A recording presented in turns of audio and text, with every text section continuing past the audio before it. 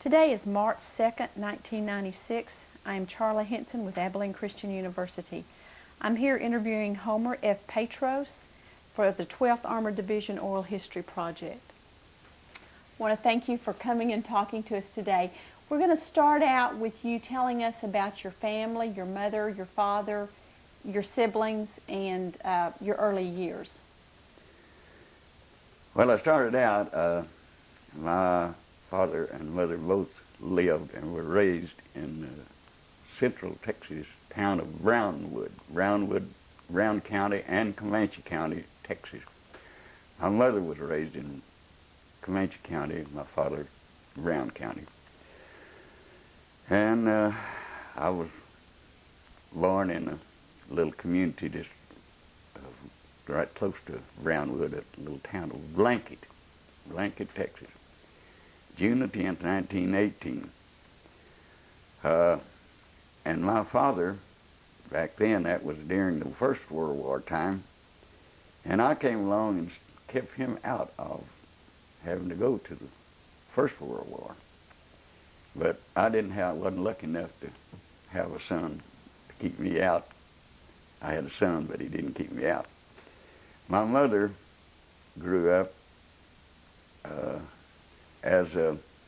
her father was killed when she was 5 years old. It was a rather sad situation. My mother passed away last year, along about this time last year, 94 years old, I believe it was. But we were raised up in Brown County, Texas, and we were raised as farmers.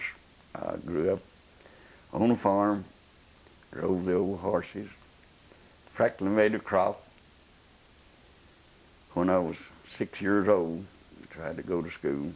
My father tried to find a job to supplement the farm income, which was hard to do back then. And up until 1929,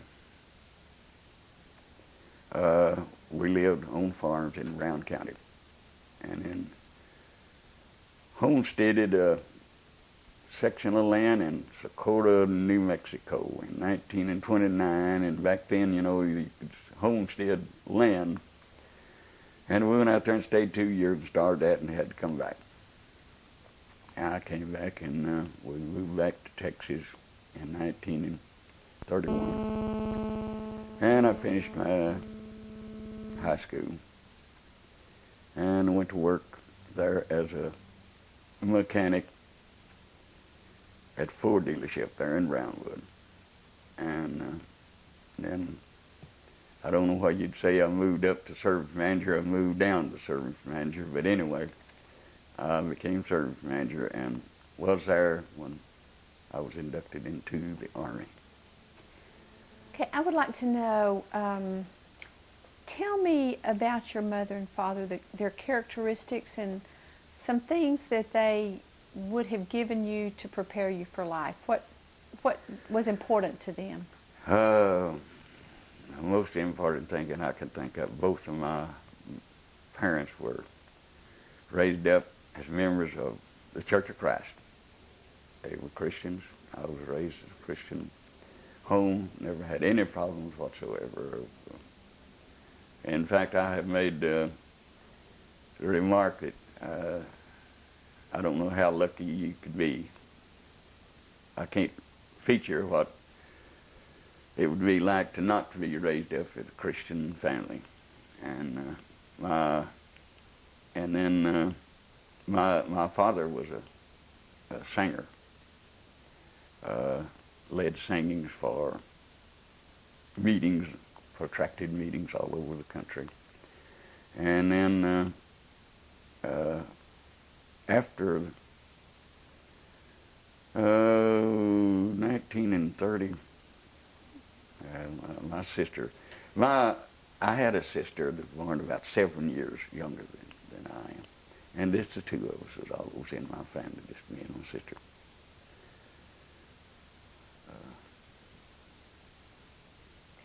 Tell me about your high school years, what you were interested in. Girls. Girls? Yeah. No, I had an awful hard time in school. I don't mind telling you. Back, you see, I was in school during the deep refreshing years. I know that that's an old line when people go talking about the depression years. But I went to school, got what little education that I did there in Blanket, in the little town of Blanket. But we were classified as migrant farm workers, I guess, because every fall when the cotton harvest would come up out on the plains, we would have to go up there and pull cotton, pick cotton to make a living. And it was very seldom that I ever got to start school before Christmas. Well, that made it awful hard on me trying to make a grade, not getting started until nearly midterm. And then, but I managed to, with the help of some good teachers and a lot of sympathy, I graduated from high school in Blanket in 1937, I believe it was. And I graduated in June, I believe it was, or May, and then me and my wife got married in December. Tell me about the first time you saw her, and tell me her name. What her name was? What's her name? What was her name? Her name was Marydell Cantwell, and her father was a preacher, and he was a very, very strict preacher. I used to play basketball in high school, and I don't know whether you could realize it or not, but back in those days, those old-time preachers, they didn't anything interfere with church. You didn't play. I remember they had a croquet set. They wouldn't let us play croquet on Sunday afternoon. That was a no-no. You didn't do things like that on Sunday. And the first date that I ever had with her, we were having a basketball game there at Blanket, and I wanted to go pick her up and take her to the ball game, let her watch me play ball. And I went to their house to pick her up. And mind you, he was preaching at our church that we went to church, to there, a little country church just outside of Blanket. And he said, Homer, said, I think a lot of you, I said, I don't mind Marydell going with you. He said, I just don't like the idea of taking her on a date to a ball game. I mean, I don't know why, but he was against ball games. I think one of the reasons he was against it was because we got out there with shorts on. Even some of the girls, played basketball in shorts. And that was a no-no back in those days, You didn't show your body. And I think that was the main thing. Did it make it hard on you? Or did he make it hard on you trying to court his daughter? He did. I had to tiptoe for the light. Of course, like I say, I was raised up in the church, and I didn't consider myself wild, but I wasn't one of the best of the boys, I don't guess, back in those days. And, boy, he made his kids toe the line. He made them toe the line. And bless his heart, he raised a good girl, because I married her, and we've been married for 57 years. And she's been a good one. How long did y'all date each other before you married? Probably, not about a year, about all. Mm-hmm. And what ages were y'all? Well, I was 18 and she was 16. Mm-hmm. And how did Dad graduated when I was 18, and she was 16 and a half. I'm 2.5 years older than she is. But the funny thing, would you like to hear how I got? Okay, I was going with another girl. Now, I don't know if she ever sees this tape. She may divorce me even now. But we double dated. And I was going with another girl, and she was going with another boy, which happened to be a church member there at Blanket, too. And we were in an old, I don't remember what, I believe it was a Plymouth car, an old car. And it was 3 couples that went out on this date. The 2 couples, me and my girlfriend and my wife and her boyfriend was riding in the back seat. I was sitting on one side, and my girlfriend next to me, and then Miradell next to her, and her boyfriend on the other side. And I rode in that seat there with my arm around my girlfriend, holding Miradell's hand. and and after that, we kind of got a little more acquainted, and I hit her for a date. And lo and behold, she accepted, and we went to that ball game. But that's the way we got our first date. Mm-hmm. So you married in what year again, Tammy? 1937. 37. Mm-hmm. So December. It barely was 37. Okay. Tell me the years before you went into the service, what you did, about your family, and how you got into the service. Well, I had bought, I had bought a car, a 1933 Plymouth Coupe, which was, it was 5 or 6 years old then, but back in the Depression, that was a swanky car. And I bought that thing and financed it at the bank there at Blanket for $10 a month. And there was a man lived there in Blanket that owned a little 2-room house there in the west part of Blanket that fell in love with that car. And he just had to have that car. And I told him, I made him a price of it, and he said, well, as soon as I sell my house, I'm going to buy that car. I said, well, you know, Meredith and I have been married for about 6 or 7 months, and I said, we might be interested in trying to trade for that house. He said, okay. He said, what do you do? I said, what do you do? He said, I'll trade you that house and lot, and this Model A car that I've got here, even for that 33 Plymouth Coupe. So I traded for that house. And at that time, particular time, me and my father were running a little independent garage and service station there in Blanket. And we were having a pretty hard go of it. And so I went to the Ford dealership there in Brownwood and hired out as a mechanic. And we drove from Blanket to Brownwood for a couple of 3 years. Well, a little longer than that. Until the Army got me. And I was working living in Blanket in the little $300 house. That's what I gave for the car to start with. And after I went to work there at the Weatherby Motor Company in Brownwood, then I got a letter from Uncle Sam congratulating me that I had been selected to serve in the armed forces. And my boss there was on the, well, what do you call it, what board did they call it? Selective Service Board. He was on the Selective Service Board. And he told me, he said, now I can get you a deferment. I said, no way. I let him get me one for just a few days, and I told him, I said, no, that's not right. And so it wasn't long until I went into the service. They drafted me. And I went and taken my basic training in Tyler, Texas, at the Infantry Replacement Training Center. That's how come me to end up a little bit late overseas.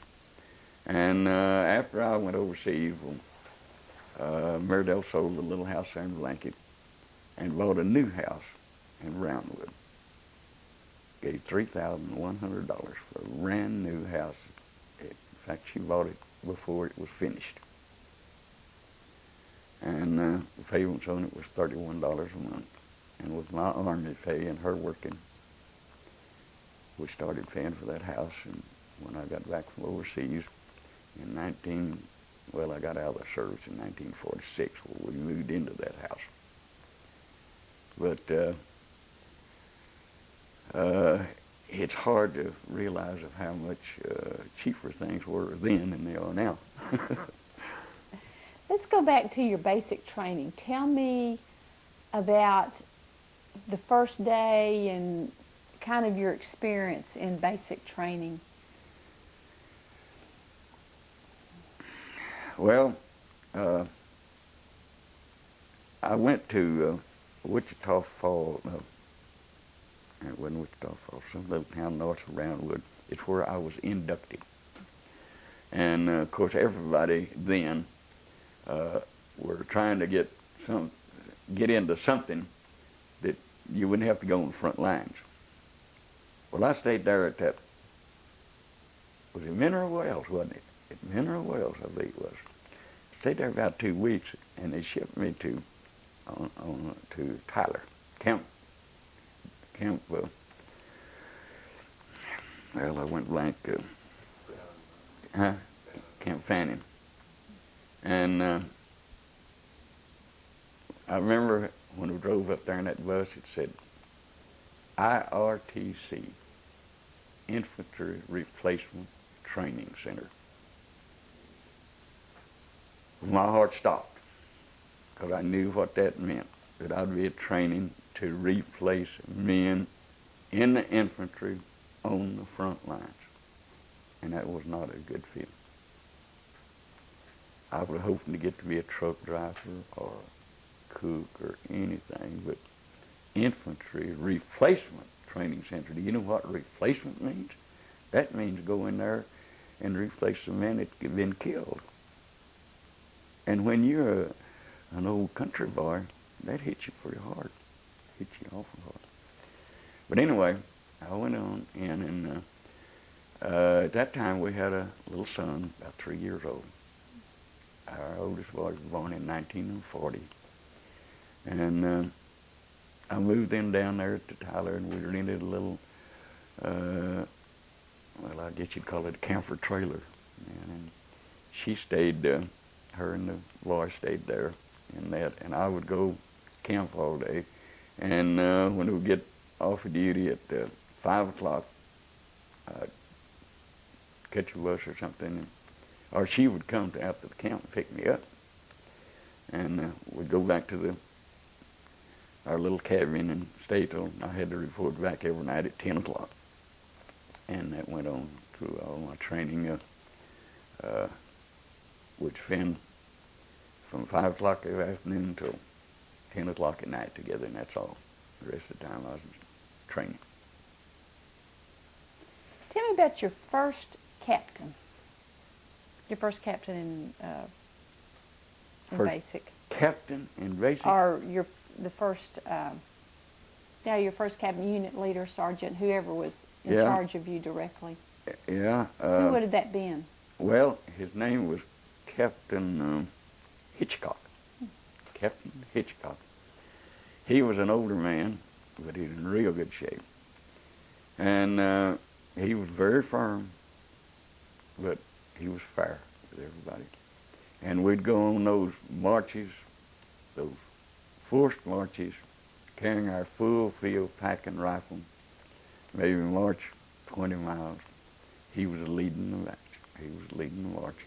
But he wasn't carrying the big load that we was carrying. He was just carrying a little sack. But I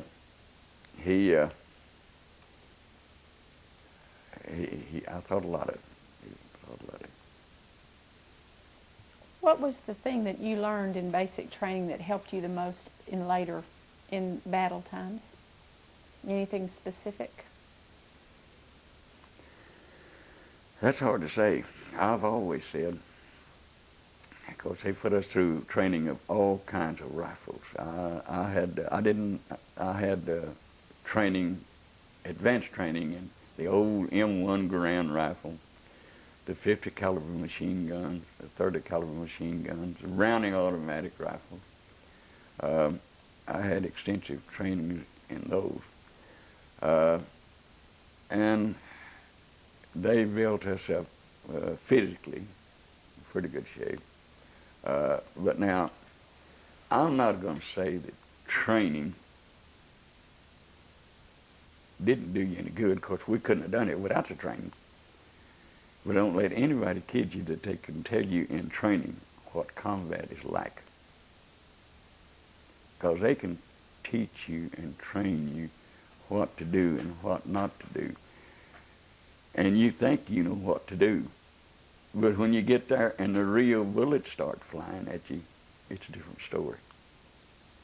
And I'm not going to say that it'd be hard for me to say what was really would have been beneficial to me other than just knowing my weapons and knowing how to handle them. Because you learned more the first day that you were in combat than you learned all through training. Just take one day. If you lived through that first day, you had a pretty good chance. That's all I've always said. That you learn more under that first real close combat than you learn through all your training.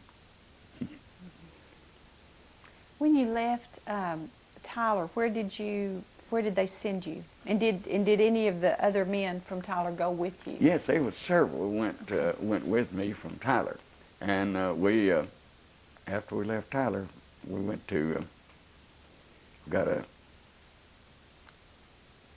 15-day delaying route, and then I reported back to Tyler and caught a train to Washington Fort George G. Meade, Maryland. It's just out of Washington, D.C. And they shipped us by train to Fort Meade, and I stayed there about two weeks, something like it. And then they taken us down to Fort News, Virginia. And we caught a boat at Fort News, Virginia. And they didn't tell us where we were going. Not a thing in the world. It didn't. But there was a group of my pretty close buddies from Tyler that was on had the same orders I did. But anyway, we got on that ship, and not knowing that the war was going on in Japan and Germany, all over, we didn't have any idea where we were going. No idea. We sailed for 13 days and nights. And every once in a while, we would see land, but we didn't stop. And when we finally did stop, it was Naples, Italy.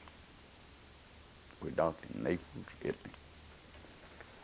And went up to a camp there and stayed a short while. And they sent us up to northern Italy, up to around the Brenner Pass, where they were still doing a lot of heavy fighting. And we got in a little combat there, but for some reason that I don't know why, they pulled us right back and taken us back to Naples. We got on the ship and sailed between the two little countries of Corsica and Sardinia and landed in Marseille, France. And we got on a train and headed for Nancy, France. And that's where I joined the 12th Armored Division in Nancy, France. Give me some of the names or some of your friends that ended up in the 12th Armored with you that came from Tyler. Is there anybody that came clear through, and who those men were? That went through in Tyler? Did anybody end up getting to Nancy, France with you? The only one that I can call off was George Calder. That would happen to live there and around with me. I wished I'd brought that little book with me. It's got those addresses in it, but they was I'm going to say there were 4 or 5 that was in training with me that went on and went into the 12th Armored. When we left Italy there, they separated a bunch of us. They sent some first one place and the other. And how I ended up with the 12th, I'll never know. Well, I guess they just holding us back until they had lost some men and needed some replacements, and they lost some men at Herlisheim, and that's where I replaced them. Okay, so you went in the 12th right after Herlisheim? Actually, right before Herlisheim, I went into the 12th, but I was in the 56 there, and I hadn't really settled down to knowing what was going on, and then Herlisheim hit, and then just right after Herlisheim, then I got moved into the 17th. Now that's the best I remember. It's everything was so hazy and fuzzy along about that time. It's so hard to bring all that. But I remember I went into the 17th, and the first real combat that I had with the 17th was at a little town they called Herlisheim 2. You may know more about that than I do, but it was that's where I first hit combat with the 17th. And then after Herlisheim, then we went into Colmar, and we transferred into Patton's 3rd Army as a secret division or a mystery division. And I was in the 17th through all of that. I was in the 17th from Herlisheim all the rest of the way through until we hit Austria. Who was the first person that you met when you joined the 17th? Is there any person?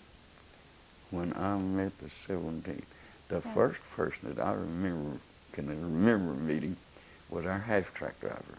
His name was Willard Pottinger. That's the first one that I actually remember in the 17th. When you joined the 17th, how many original members, do you remember how many original members and their names that had started before Started with the 12th? Yes. I couldn't say for sure, but they wasn't over. You mean in the whole 17th? Oh. Well, let's say in your squad. Well, in my squad, I'm going to say probably 6 or 8, maybe, because there was about 4 of us went into this same squad at the same time. They had, in other words, those guys that had been in some combat, they were having to rake in some new men. Who was your captain? Who was the captain when you joined? The captain when I joined the 17th, Captain Ferguson. Can you describe him? Describe him for me? Huh? Can you describe him for me? Really, what he was like? Really, it's hard to do. I mean, I couldn't. The best I remember, he's a pretty tall and slender guy. He was he's very firm. But there was one thing that he demanded of you when you was on those front lines. He wasn't Captain Ferguson. He was Fergie, because he didn't want anybody on the front lines calling him captain. He was just one of us, Of course, the enemy, they were looking for officers. They liked to shoot officers, And he was very restricted. In fact, kind of a funny thing happened, and I'm not sure, but it may have been Maurice Glover himself, because he was one of our spotters, artillery spotters. And I remember somebody sent me back from off the front line back maybe 100 yards back to Captain Ferguson, and with a question to ask him, said, "Fergie, do you happen to have the field observer's map?" And I remember Captain Ferguson very plainly saying, "Hell no, I don't have his map. You go tell him to find that map if he's lost it." Now, it may have been Maurice, because there was 2 of those guys in those planes. They'd take time out most of the time flying, picking out targets for us. And either him or his partner, one or the other, was the one that had lost his map. And Captain Fergie said, "No, I don't have his mouth." And the first time that Mr. Schaefer, Mr. Glover, told me about what he did, I thought of that. I just wondered if he was the one that had lost his mouth. Right. Of course, he wouldn't remember. But, you know, after 50 years like that, and so many things happening, you might have buddies come in and not last a day, you know, and everybody's changing and going and coming. It was pretty hard to remember them real close, because we had close buddies, and there were very few that went clear across. Just like the time our half-track got blew up, there was supposed to have been 12 in it. Of course, I wasn't in it at the time, but there's 6 killed, which just left 5 that was in there that survived. And we got new men coming in, you know. And it's like it was when I was talking to one of the fellows up there at St. Louis. He was in my same outfit, and I couldn't place him no way. I kept trying to place him. He said, "Well," said, "you didn't have much time to get acquainted with me." He said, "I came into A Company in the 17th right before we crossed the Danube River. And we crossed the Danube River, and then I got hit. I was just in combat 3 days. So you don't have time to learn anybody very well that short time, you know." Where was y'all's half-track blown up? Where did this happen? It happened right before we got to the Rhine River, while we were under General Patton's command. We had left. Let me tell you a little story about that half-track getting blown up. Now, this is quite an interesting story. I've told it for 50 years. And but we were spearheading towards the Rhine River. Spearheading, they called it the Patton's Mad Dash to the Rhine. And my particular half-track was to lead the spearhead, would be the front vehicle when we pulled out. We had taken a little town and had stopped by the side of a road. And beside that road there was a haystack. And we had stopped our half-track right beside that haystack, and all of the vehicles lined up behind us. And when we stopped, we didn't know whether it was going to be there 10 minutes or whether it was going to be there 2 hours. We did have to wait for orders to move on to our next objective. Well, I told the boys, I said, "That haystack looks awful inviting there. I'm going to crawl off in that haystack and take a nap." We were all dead for sleep. I said, "When they give us orders to move out, wake me up." Well, when they got orders to move out, for some reason, they did not wake me up. I'll never know why, except I think the good Lord had something to do with it. But anyway, our half-track was the lead track, and the boy that taken my place on the machine gun, they drove down about 2 miles, turned the corner, went face to face with a German.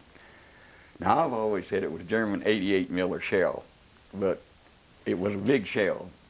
But I've had one to tell me that it was not an 88. But anyway, it was a big shell. Went through the windshield, cut the machine gunner half in two, exploded in the rear end, and killed 6. The only 4 that survived in the back end was each man, each corner. So I was told in St. Louis. And this Bob Stanton was the man that was standing in the left rear corner that survived. And the driver, them 5 survived. And me, asleep in the haystack, survived. And I met the man that survived that attack for the first time in 50 years at St. Louis, which made me break down and cry like a baby. How did you find out about what had happened? Who woke you up? Or? Well, I guess the movement of the vehicles, the tanks and the half-tracks and everything, I can't remember how I woke up or why, but anyway, I woke up and caught Just jumped on one of the vehicles as it went by. And I hadn't, I'd been hollering back or something that they knew that a half-track had been blown up ahead of us. And I made my way on up. We got up to where pretty close to it, and I got out and walked on up there and seen the mess. And they were hunting me at the time. I didn't know it, but when I told, when we were talking about it, me and Stanton was talking about it, he said, "So you're the one that we couldn't find."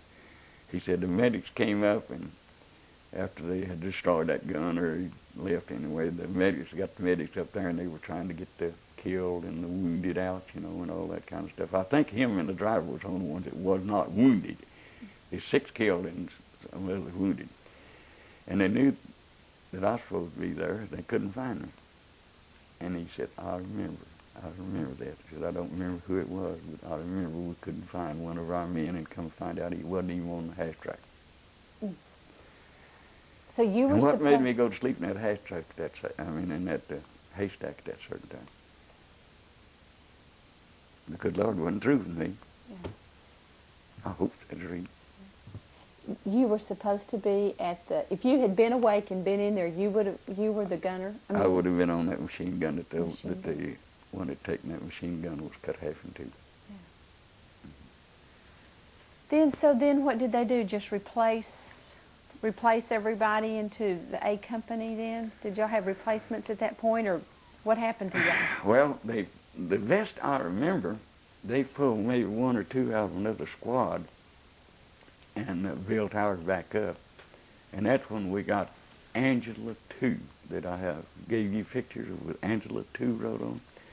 Pottinger was the half-track driver, and his girlfriend was named Angela, and he had named Angela, that half-track Angela.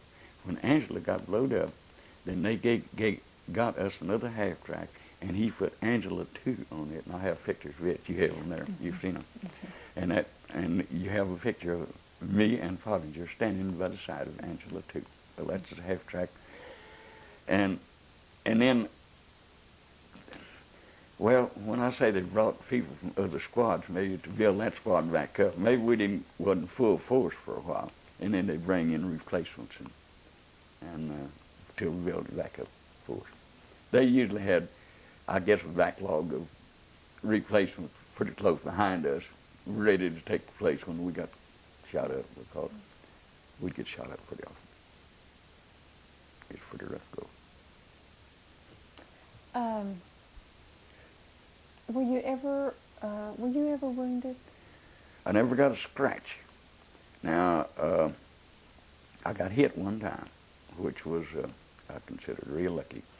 Me and I don't remember who it was, but we had started, and I could, if I could go back today to that same place, I could show you step by step just about it.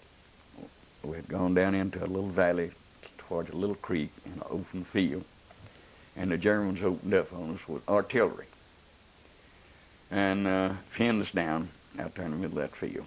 And me and one of my buddies was pretty close together, and every time you could hear the shell coming, we would hit the ground flat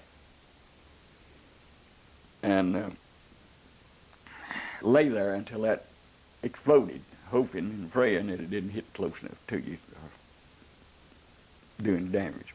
But anyway, then as soon as that shell exploded, you would jump up and run until you would hear another coming, and you'd have plenty of time to hit the ground before he got there, you know. And he and I were pretty close together, and this shell fell right close to us. And I heard him scream. He said, "I'm hit." I said, "I am too." That same shell hit, no doubt, hit both of us. And I looked down, and this piece of shrapnel, probably that big around, had hit me on the leg right there, but it hit flat. It didn't even cut the hide. It didn't even cut my trousers. And but it raised a big old knot. And I thought I was wounded bad. I was afraid to pull my trousers down to see how bad it was. But anyway, he was hurt bad, and I had to help him get off. And I remember very well us going arm in arm and hitting that ground and back up again. And when I finally got him back to the medics, I found out later from the medics, I never did see him anymore, that he had completely lost his kneecap. His kneecap was completely gone. And he and I were walking and running out of there with him without a kneecap. And when I got a chance to pull my trousers down and look at my wound, it was nothing but a big kind of bloodshot knot there is all it was. It didn't cut the hide. And that's the only time I was ever hit. And, Tell me what it was like. What was this? How did you feel every day doing this over and over again? Was there something that kept you going? Yes. Or what was this? Yes. You know, for some reason or other, I don't know why,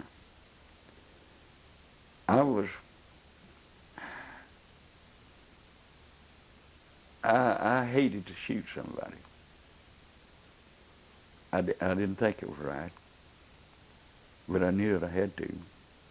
You don't go on the front lines, and stay unless you do. But I always felt like that I am not actually shooting anybody. He's got a weapon, and I've got a weapon. I've got to stop his weapon before he stops my weapon. It's one-on-one. And the only way that I can stop his weapon is stop him. And that's the way that I try to look at killing a man, is I'm not killing him, I'm stopping his weapon. And every time we would go into combat, I would tell myself, of course, I'd get scared. Nobody tell you if they was on the front lines and didn't get scared. But I really can truthfully say that I never did feel like that I was not going to come out. When we'd go into a combat, they'd tell us, take that town, or take that wooded area. I'd tell myself, well, there's going to be a bunch of us that's not going to come out of there. But I'm going to be one of them that is. I'm going to lose some buddies, but I'm coming out. And lo and behold, I did every time. But I just had that feeling that if there's 5 men going to get killed, out of 6, I'm going to be the one that lives. I just had that feeling. I don't know why. Did it make you more aware of what was going on around you to do what it took to keep yourself alive? You didn't make mistakes? Of course, everybody made mistakes, but just like I say, if you go, I have always said that if you got through one hot battle, one real hot battle, you had 90% better chance than you did before that battle, because you learned a lot in that battle. In fact, just to kind of explain to you what you mean, I know we get replacements lots of times that had never been under fire. And maybe we'd be hid behind a log, and a sniper would get shooting at us. Well, I knew to keep my cotton-picking head down behind that log, because he's shooting in my head. Keep it down. But the first thing that new man want to do is peep up over that log and see where that fires are coming from. Don't do that. Let somebody else find him, because he's shooting at you. Let somebody that he's not shooting at. And you learn things like that fast. That you better, if you want to get through it, you better let somebody else hunt the guy that's shooting at you. And it's one thing comes to my mind. One time, you talk about getting scared. We were out in an open field. There's very few of us out there. I don't know how come just a few of us out, but anyway, it had old bedded land. You know, they had plowed it up, and it was deep ditches across there. And a sniper got shooting at me from some good long distance, I'm sure, because I could see the shells hitting the dirt around me and hear them popping. And I knew I had to get out of there because I was right just like a sign would up there on the side of that hill. He could hit me. And when you get up and start running the opposite direction from them things, and it's zigzagging so he can't get a bead on you, brother, that takes something out of you. You have to run about 100 yards over that kind of field to dodging bullets. It's but I said I could outrun them. With being on the front lines, and I get the impression that nearly every moment is, when you're in battle, every moment is just, because of that situation, did you men feel as a unit? Did you work as a unit, or were you? Very much so. How did that work? We yeah, sure, we worked as a unit. If we would protect each other, you know, if of course if we were dismounted off our vehicle and fighting on the ground, if one had to get up and move position or something, the others would keep them covered as best they could. I know one kind of funny thing happened. I wrote it in that little old book that I gave you. You may have read it, I don't know. I had set up this machine gun nest out at about, maybe 200 or 300 yards out the edge of a town. And I had this machine gun trained across the open area there, keeping the enemy down while our group went into town down this little road. And then they were going to get into town, and then they were going to turn around with their rifles and keep me covered while I came in. Well, before I got a chance to come in, I was laying there behind that machine gun, and this sniper got after me, and he popped one over my head and around, and about 2 or 3 around him. And I was laying as flat as I could with my head on the ground, and a bullet hit close enough to my face it knocked dirt in my mouth. And I thought, it's time to get out of here, you know. And I couldn't run with that machine gun fast enough. So I jumped up and let that machine gun land there. And I broke a new world record on about an 880-yard dash running into town. And I could hear that old sniper bullet popping over my head as I was going in. And we got into town, and they found out he was up in a tree, and we got him. And I got a tank to go with me back after my machine gun. This tanker stayed between me and the enemy, and I went back and got my machine gun and walked with the side of the tank back into town. But I set a new world record with it. I've always heard that a man could do his best with stiff competition. And when a high-powered rifle is your competition, you can run.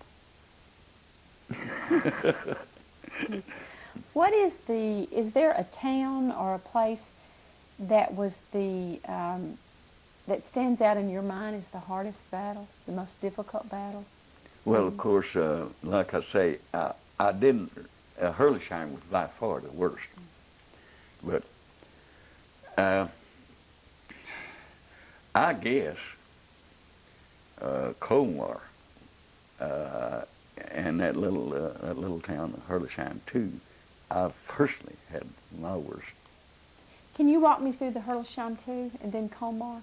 Huh? Can you talk me through Herlisheim too, and then the Colmar experience, your experiences? Yeah, pretty well. Herlisheim too, I remember, we had left our vehicles. Now, right before we went into Herlisheim too, they had fed us. They had set up a chow line in kind of a churchyard deal up there. And we were in line here getting our food, hot food, thank goodness. And a German millimeter shell came in and hit that chow line and scattered a bunch of our food and wounded some people. But we got out of there, and we left our vehicles and we're walking up With the side of a fence. On our right was a field, open field, and on our left, across this fence, was a wooded area. And there was a railroad track right along the side of that fence. I can remember this as well. That's one thing that I can remember this as well. And we walked up this fence to a gate and crossed the railroad track and was walking up the trail towards the little town. And while we were going into this town, one of the companies had got pinned down. The Germans were beating the thunder out of a company, had pinned them down in this little town, and they had sent us in to rescue them. And as we were walking through this wooded area, I'm going to say it was probably half a mile through that wooded area into town, we would meet the medics of bringing the wounded out.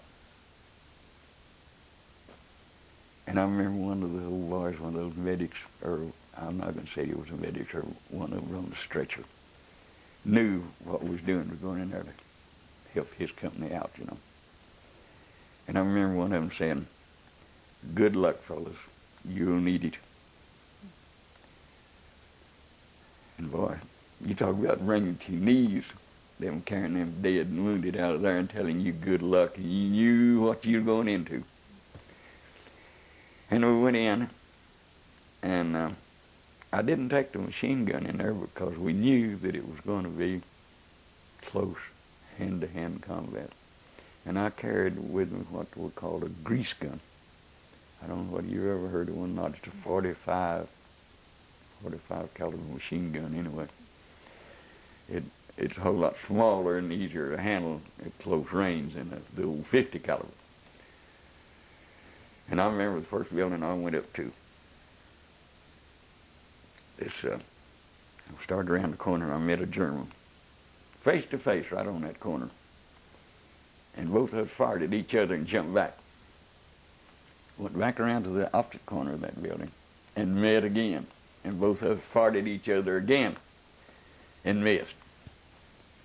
And the last time I seen him, I was running down the road this direction. He's running the other direction.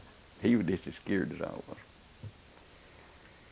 And I remember we went on into that town and got the people, got the Germans out, killed some, run the rest of them out, liberated what was left of the company.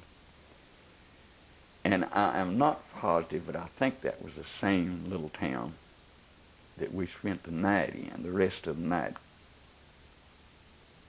And we were tired, sleepy.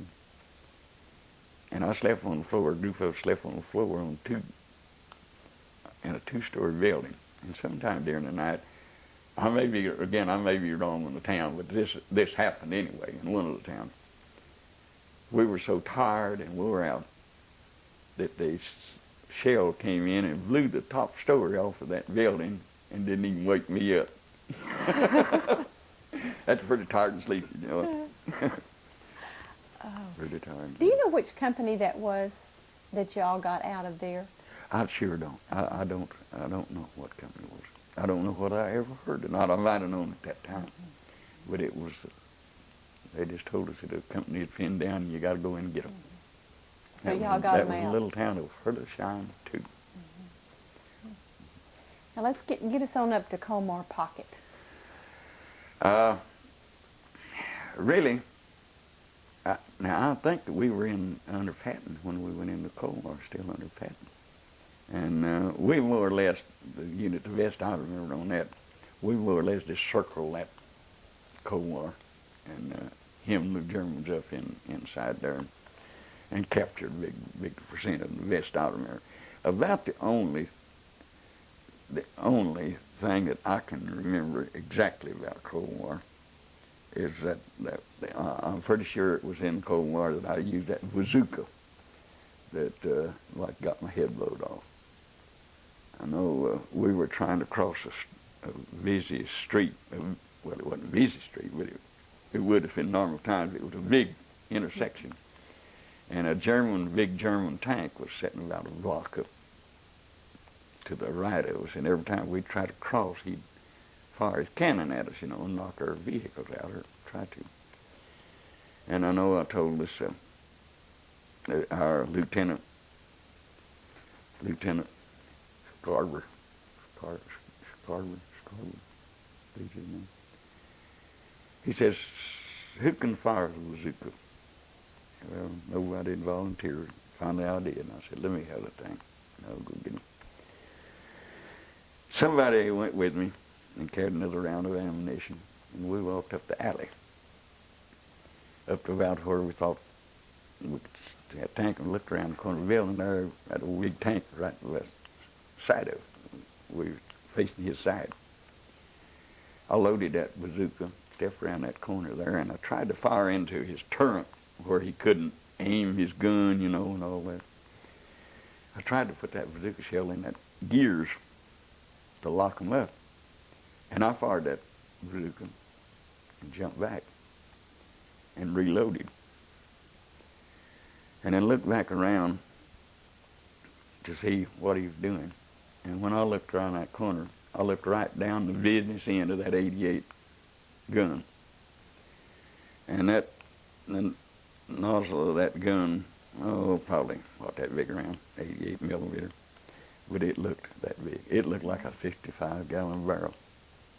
And I screamed at my buddy. I said, "Get out of here fast." And we wrote and run. And just as we left, he blew the whole corner of that building off where we were at. And I remember going back to the half track, and before I got there, I just throwed that bazooka in that half track, and I said, "Sir, don't never ask me to do that again." I said, "All them things are good for it to get you killed. They won't hurt anything." And that's the last time I ever fired a bazooka. But it got me killed. And I'm pretty sure that was in the town of Colmar. Then after we left Colmar, then we went back to, I believe it was Linville, a town of Linville that had already been taken, the best I remember. And that's where we made our last final push to the Rhine River, spearheading General Patton. And we spearheaded to the Rhine, and somewhere between Linville and the Rhine River is where our first halfback got blown up. So I thought it was before Colmar, but Bob Stanton, who was in my squad, said no. Said it was right before we got to the Rhine. Said, "You just wrong as you can be." And so I didn't argue with him. But anyway, we got to the Rhine, and my unit crossed on a pontoon bridge at the little town of Germersheim. That's where we crossed the Rhine on the pontoon bridge under a heavy cover of smoke. And from there on, there's a lot of fighting, but it was mostly going fast. Clear across Germany. We had them whipped. They knew it. They'd stay and fight as long as they could slow us down, and then they didn't have three things to do: either stay there and die, or run, or get captured. And they knew it, and they didn't like either one of them.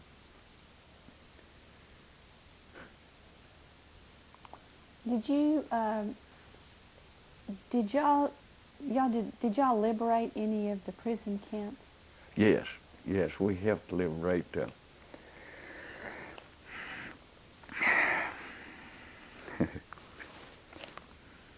Well, it's right before we got into Austria. I can't think of the name. It saved my life. Huh? Landsberg. Yeah, I think we. I'm pretty sure that's right. I remember going into one, and one of them they'd had just killed, and there was another one we went into, but I can't remember what it was. It may have been Dachau, but I don't think it was. We were real close to Dachau.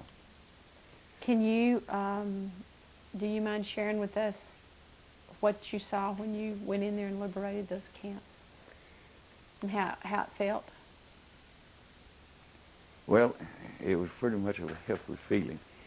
At that time, I don't know whether the people in the United States knew or not, but we didn't realize, or we didn't know at that time, that Hitler was trying to kill all the Jews. We didn't know that. And we'd see the evidence of those men, young women and children and all that, killed, murdered. We wondered why. It was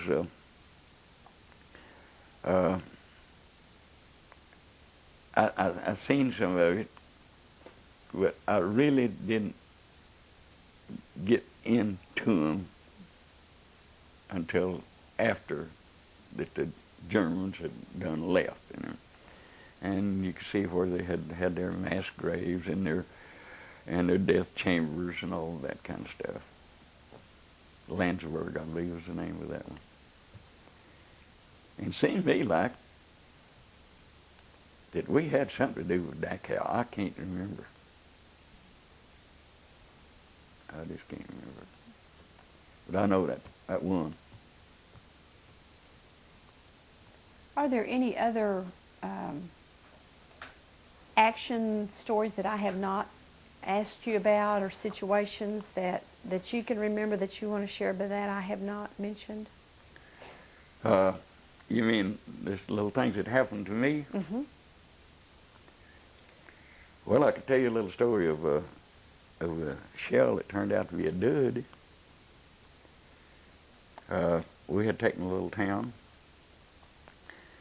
and had orders to take a wooded area, which was probably 200 or 300 yards from the edge of town. And they spread us out across that field on foot. And the Germans had set up their guns in the edge of the field there. And what town this is, I wouldn't attempt to tell you. But we got spread out over that field real good. And they opened up with crossfire, machine gun fire, crossing, you know, about 2, maybe 3 foot above the ground. Well, that pins you down to where you can't move. You don't dare raise up, or it's suicide. After they've got us pinned down there, they opened up then with artillery fire and just flattened them big shells all over the field. And I can truthfully say that I don't think that there was a man on that field. We laid there for I don't know how long. They were just plastering, and of course they were hitting people every once in a while. And you could hear those men talking. And when you'd listen to them, they were praying. They were praying out loud. They didn't care who heard them. And while I was laying there doing my part of the praying, I heard a thump, pretty heavy thump. And I maneuvered myself around. You didn't dare raise up off the ground. I maneuvered myself around, and there was this, I'm sure it was 88, it was a big shell, stuck in the ground practically between my feet. And I couldn't decide what to do. I was afraid it was a delayed action, delayed trigger on that thing. It might explode any time, you know. But I knew not to move or try to get up. And I laid there. Turned out that thing didn't explode. Maybe 1 out of 1,000 it wouldn't, you know. And that makes you wonder, who defused that thing? I had some help from above. There's no doubt about it. I had help from above. Finally, they kept us pinned down there for so long that we called in the Air Force. And the boys in the P-47s and the P-51s started diving in and bombing and strafing the edge of that wood. And of course, we had radio contact with them, you know. And they come in bombing and strafing, and they told us to get up and start walking. Well, as long as they bombed and strafed, they would keep the enemy down in this wooded area. And we started walking, and those boys kept diving. And they'd, with their machine guns, strafing, this strafe of fur right in front of you as you walked across that field. I mean, they knew what they was doing. They was coming low and fast. And then when we got to the edge of the wood, they said, keep walking, we're going to keep diving, and we're going to shut off our fire. course, we knew they were going to shut off the fire. The enemy didn't. And that'd give us a chance to get in on top of them while they were in their foxholes, hopefully. And I got into the edge of the woods on that particular deal and was behind a big tree. And the bullets got to flying. When they realized that the planes wasn't doing any damage anymore, they come up fighting. And I seen a foxhole over there to my left a little ways. And I thought, man, I got to get me some cover. So I run over there and in fact it dove into that foxhole. That thing's already occupied by a German, but he was dead. So I shared a foxhole with the dead German for a few minutes there. I'll remember that little episode. There's little things like that comes up in your mind every once in a while. Is there any person in your company that you remember that you were really close to, and when you think of the company, that person comes to your mind?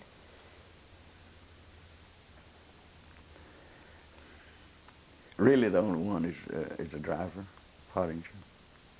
I guess him and for some reason or other, I don't know why, this one that I was talking about being in my same squad,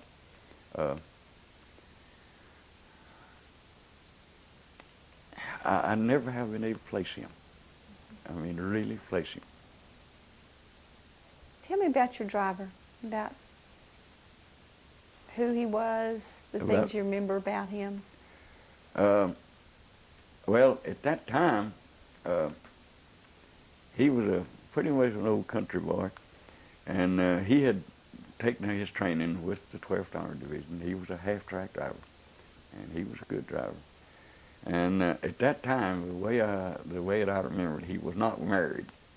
His girlfriend's name was Angela, and that's what, of course, we got a half-track named after. But he lived in some of the northern states, somewhere up there. I don't remember exactly where. But it's I don't know. It's hard to just pin down any one certain one. Now there's an old boy by the name of Beaumont, Texas. I can't think of his name. But anyway, I've got a picture of him that I gave to the museum to the college up there, and it wrote on the back of that it says the man you slept with. I'm sure you remember seeing that picture. Well, he was pretty close, but I didn't know why I can't think of his name. But anyway, how come us to sleep together that night? We had went into a little town, and I remember the name of that town too, Wort, W-O-R-T, Wort, Germany. And we were going to spend the night there. And we run the German people out of their home and slept in a feather bed that night. Slept warm in a feather bed. And me and this boy shared that feather bed that night together in a little town of Wort. And I am pretty sure, I am not positive, I'm pretty sure. Do you remember the story that the last 151 days that the 12th Army was in combat, they had 1 day's rest? I think that's how come that we spent the night. I think we were in Wart, Germany that day that we had that 1 day rest, because I remember we played baseball the next day out there on the side of a hill. And I'm pretty sure that story that I have read somewhere, that we had 1 day's rest in out of the 151 days. And in a little town of Wart. I'd like to go back to Wart to see if that house is still there. When y'all were making that final drive, you can't go 172 days without rest. How did y'all work any kind of rest and eating? And I mean, how did y'all do that? Did some of you sleep on the half tracks, or? You'd sit down, if as long as we're traveling and there wasn't any bullets flying or anything, traveling from one place to the other. We just sit down in that half track and sleep sitting up, or you might stretch out. You never pulled your helmet off, slept in your helmets and everything, and just napped a little here, there, and yonder. Very seldom you ever get to go. Well, you just didn't go to bed. And sometimes after we'd take a town at night, we'd set fire to a lot of the buildings so it'd light up things so we'd see what we were doing. And then after we'd clear the town, well, they'd tell us, well, you boys have got, we'll probably be around here for 3 or 4 or 5 hours, get some sleep. And they'd always send part of us out around to guard the town. You always had somebody out. I remember one time that I think the letter from my wife might have saved me from. I remember we had gone and gone and gone until we just dog-tired. And I can remember this so well. That there was a group of us in a little room and had put our blankets down and was fixing to go lay down and go to sleep. And I remember the sergeant saying, "Okay, men, say your prayers and get some sleep if you can." Well, just about the time I laid down, somebody came to the door and said, "Homer Petross," said, whatever time it was, said, in about an hour and a half, I had to go out and stand guard post. And I blew my top. The first time and the only time that I know of that I actually like to have went berserk. I don't know whether there's anybody living today that remembers the episode or not. But I remember saying, how much does it expect a man to take? I said, we have got to have some rest. And I got up and I was kicking things. I mean, I was walking around the room kicking anything that got in my way. I just went berserk. And about that time, the mail man came in, handing out, calling names out that got mail, and I got a letter from my wife. And I sat down there and read that letter and calmed down, just as calm as it could be. And when time come for me to go out to my outpost, I was ready. Mm-hmm. But I don't know if I hadn't got that letter. I don't know what would happen. I may have completely lost it. Mm-hmm. But I have seen men go berserk. I remember one old boy that came in as a replacement. And I've got his name in that little black book of mine. But anyway, he came in, and the first time he went into combat, we were riding down the road, and here was this dead German soldier laying by the side of the road, and with his head blown off, and his head was laying about 4 or 5 foot from his body. And somebody made some smart remark, well, he lost his head over that deal or something like that, And I heard this boy behind me there, close buddy, I'm sure, because he signed that book of mine.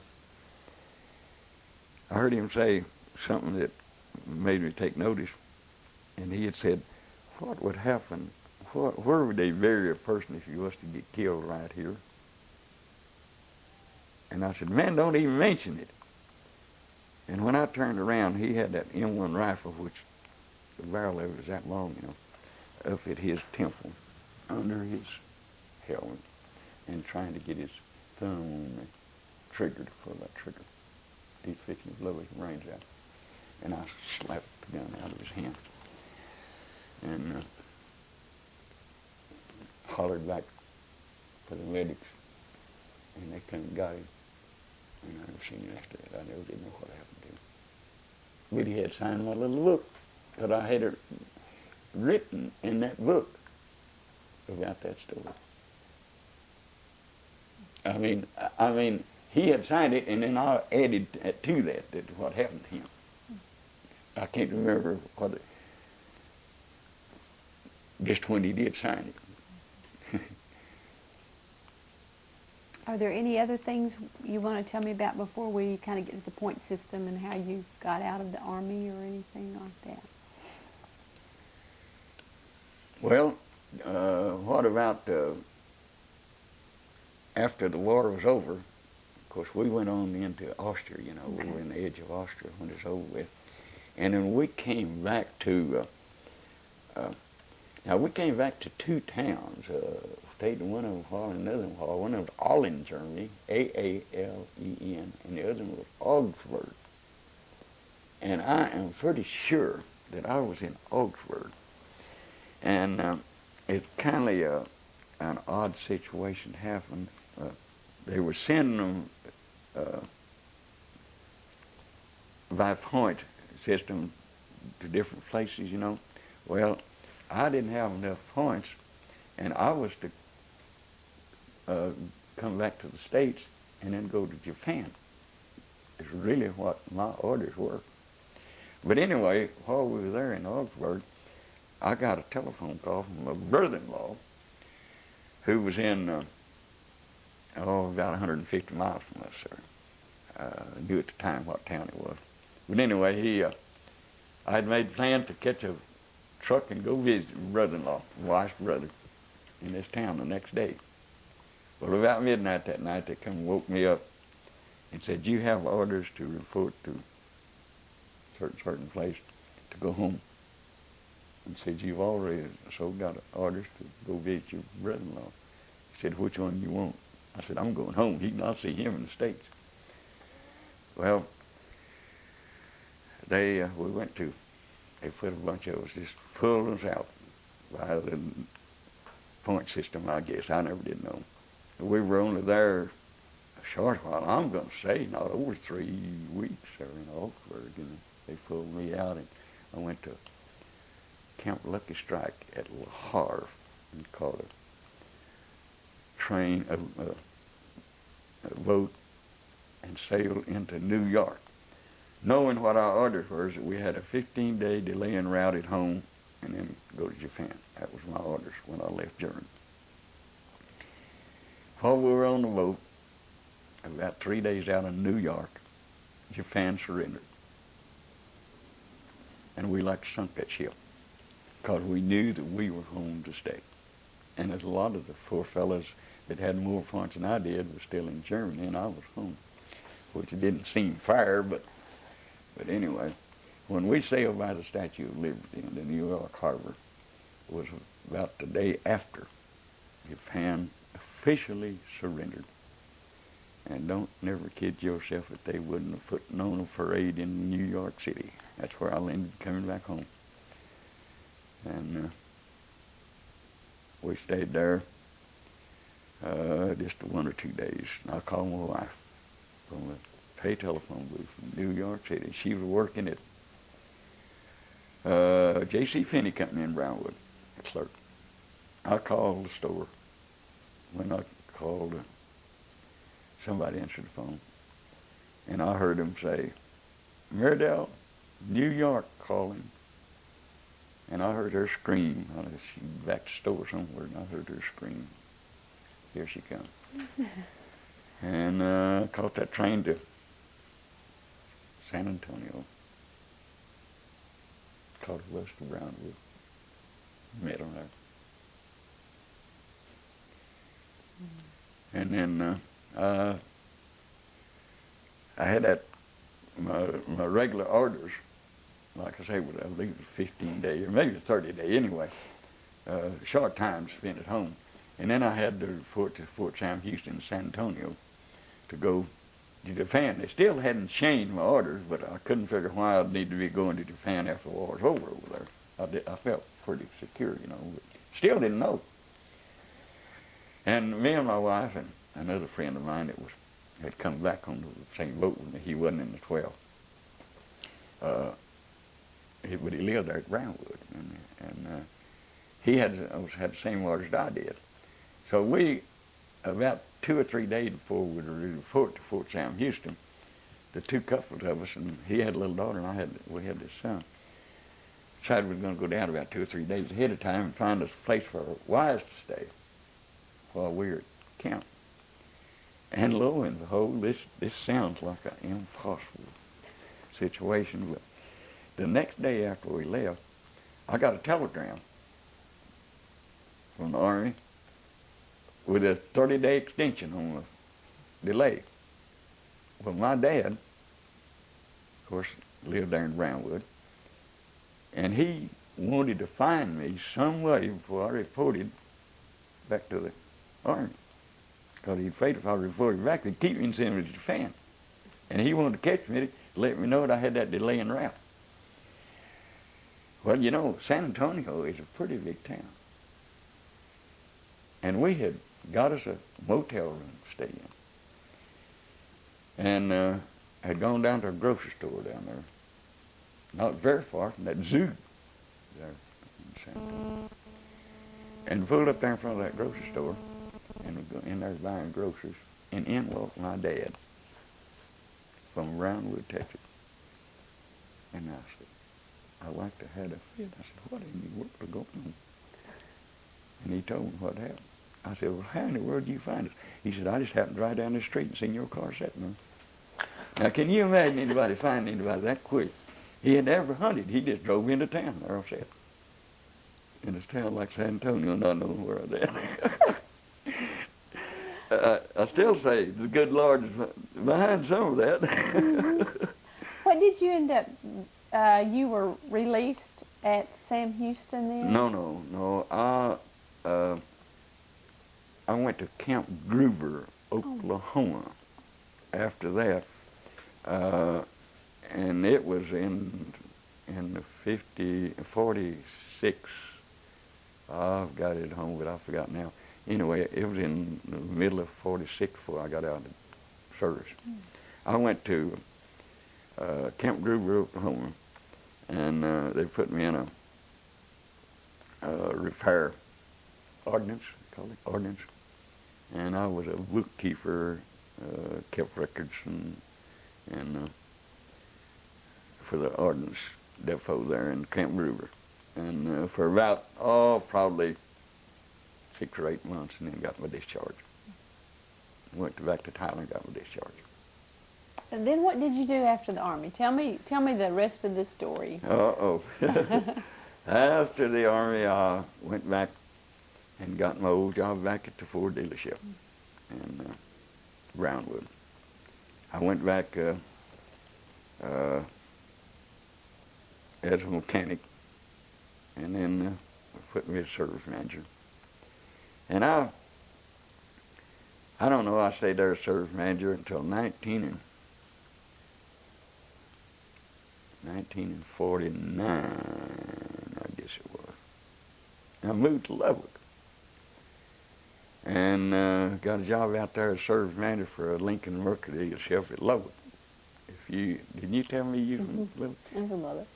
Do you remember, it may have been out of business years and years before your time, Bennett Motor Company, Lincoln Mercury dealer on the corner of 17th and Texas. A lot of service managers there for them for a while.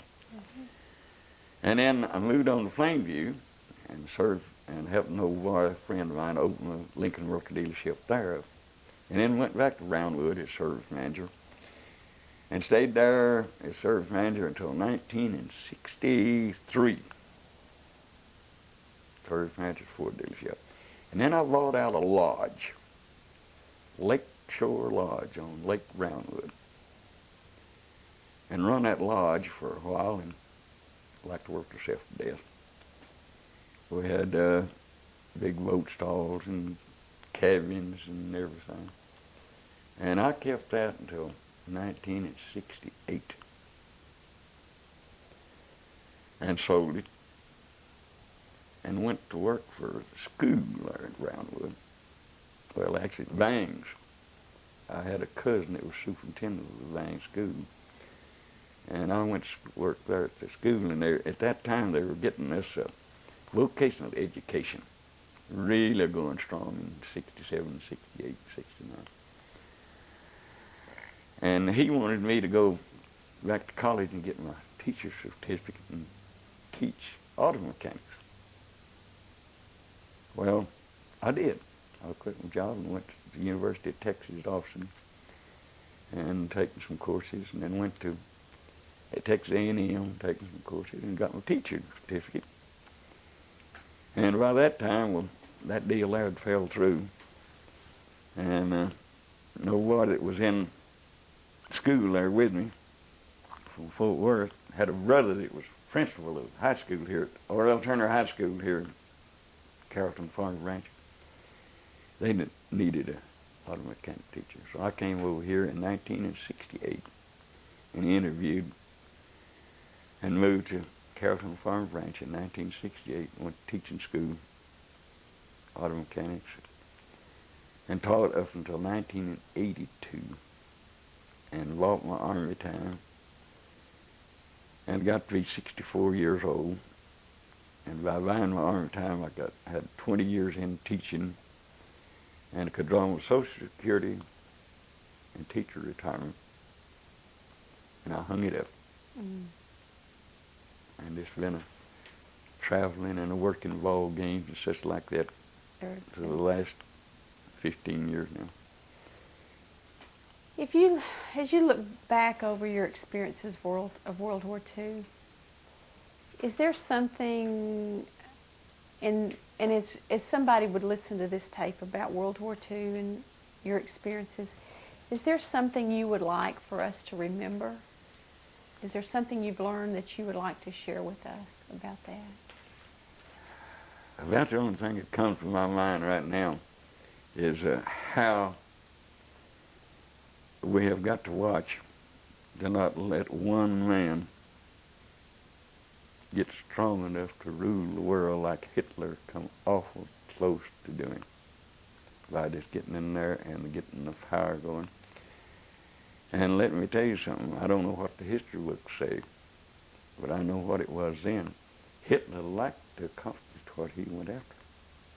He liked to have been ruling the world. And it's amazing how strong one person can get. And this whole world's got to remember those things and not let it happen,